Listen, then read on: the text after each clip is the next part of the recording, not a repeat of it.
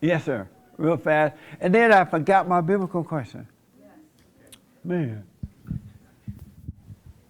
Yeah, I would just like to add to the comment from the young black lady earlier. I look back and I realized that I had judgment for gangbangers, like just black thugs and stuff, and I thought that I was better than them. Yeah. And I remember hanging out with my brother and my friends, and like we're not gangbangers, but I would see like people would see us and they would cross the street and stuff like that, like you was talking about earlier. Yeah. And I would be like, dang man, like they're treating us like we're gangbangers and stuff, but now it's like I see. Right on. I see it's just like because of them, unfortunately, like we're in the same thing, but you can't judge them for that. You know? That's right. Yeah. 100%. Don't hate them for it.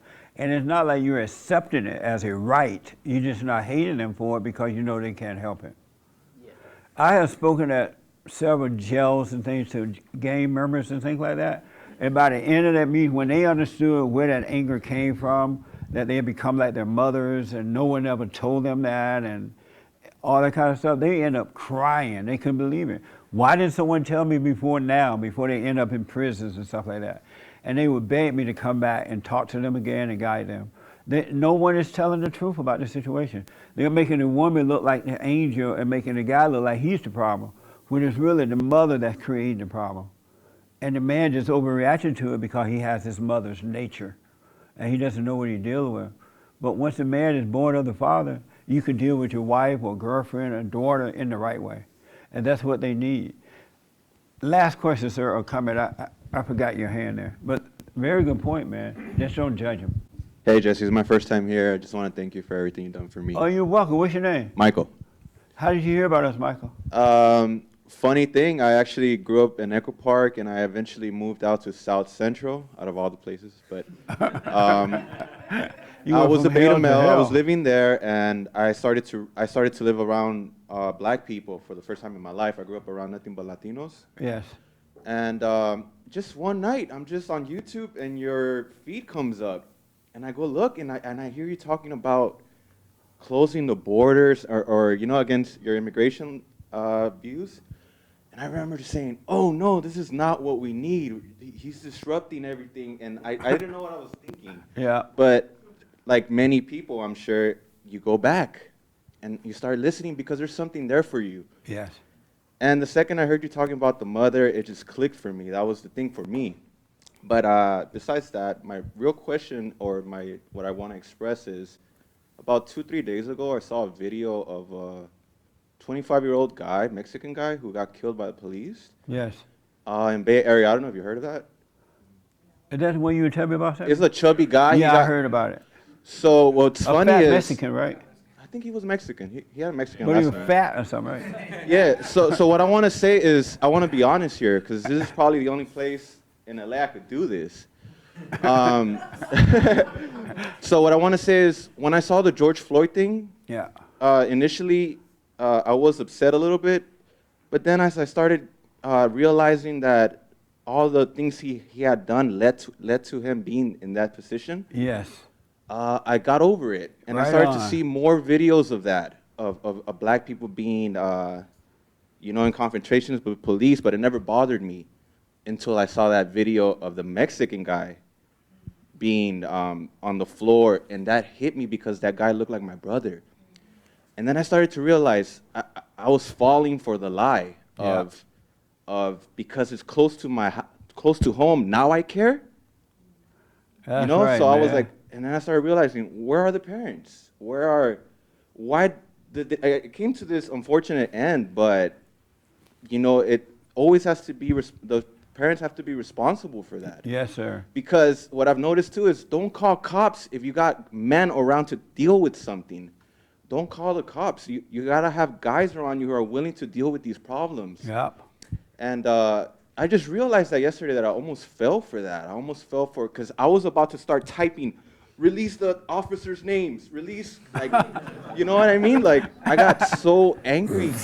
See, the main thing that really got to me was one of the cops said, hey, should we turn them around?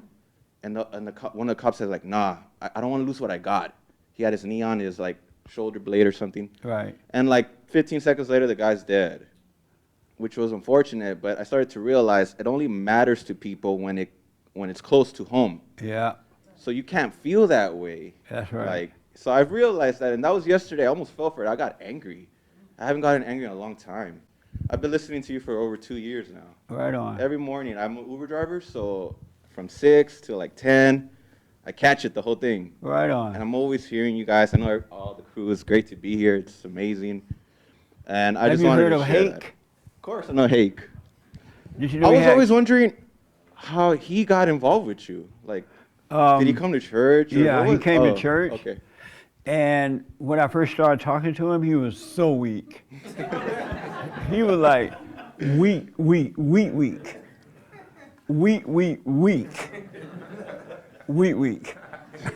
Sugar water. Yeah, sugar water.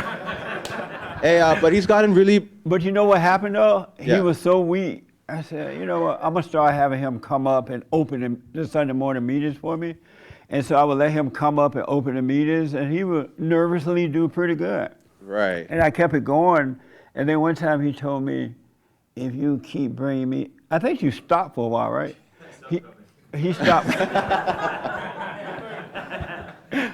He stopped coming. And I'm like, why you stop coming? You're so weak. And then he started coming back, so I brought it back up. Did I bring it back up? I don't remember. You told me if I bring it up some more, you're gonna stop again or something?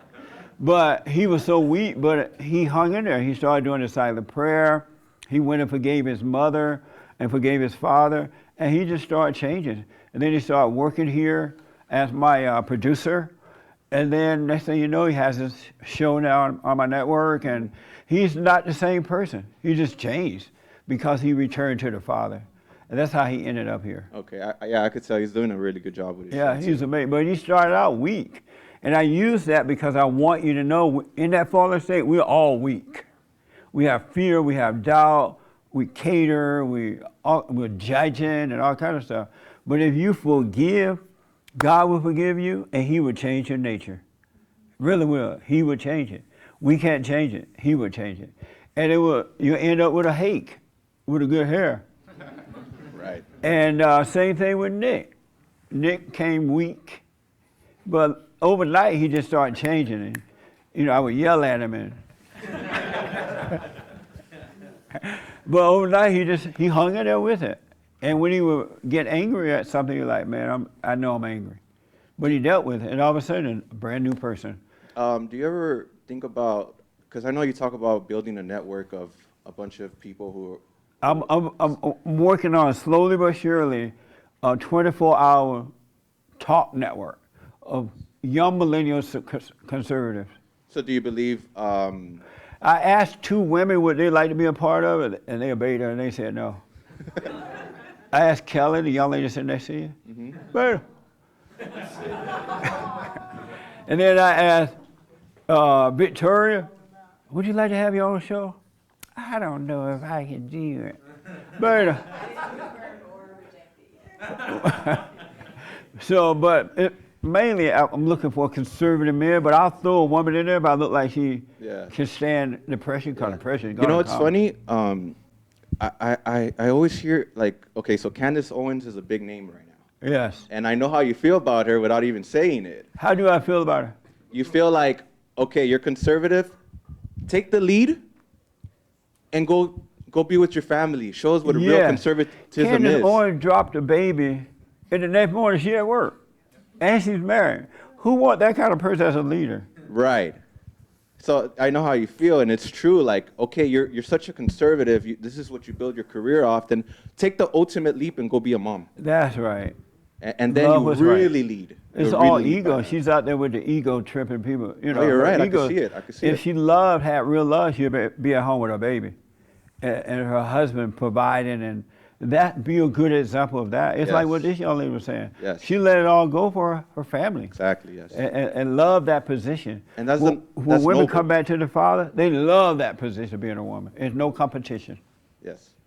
I agree. Right on, man. All right, thank you, Jesse. I appreciate it. You're welcome. Great time here. You know, I love what you said. I appreciate what you said about when you saw the fat Mexican being killed. Yeah. You want to identify, and I only say you're fat. It got close to my he heart. told me he was fat. Yeah, he was fat. He was a fat guy, and I think what happens is Samuel told me that. Yeah, you lay a fat guy on his stomach, he's gonna have a hard time breathing. Yeah. And what kind of hurt me is because I have a brother who's special needs too, and I heard that the guy was a special needs guy, and I just started thinking like, man, sometimes like me, if I was put myself in a cop position and I see a guy who I could kind of tell he's mentally ill, I could tell. I'm not oblivious to people who have issues. I could see it right away. And But you don't really know until you're in that situation. Right. It's easy to say, well, I can tell if the guy is mentally ill, right? Right. But when you're in that situation, you don't know. And especially right now when the attacks been up on cops, they don't have time to be trying to tell if you're mentally ill or whatever, right? Right. And so it's hard to know until we're in that position. But that's why I don't blame the cops, and I blame the parents. The parents are there at the news the next day talking about, you killed my brother. He was he was alcoholic. But where are you guys? That's right. You Absolutely. only care when they're dead. Yep. Yeah. Amazing. I got over it. Good, man. Feel better today. And the beauty about that is that you can see. You know, God is now allowing you to see, because if you were not able to see, you'd be mad today about that I was about to type in. Yeah. Like a mob. Like I was gonna seek the mob. Like I Yes, that. sir. I have never felt that in my life. You're blessed that you can see. But I got over it. Right on. Yeah.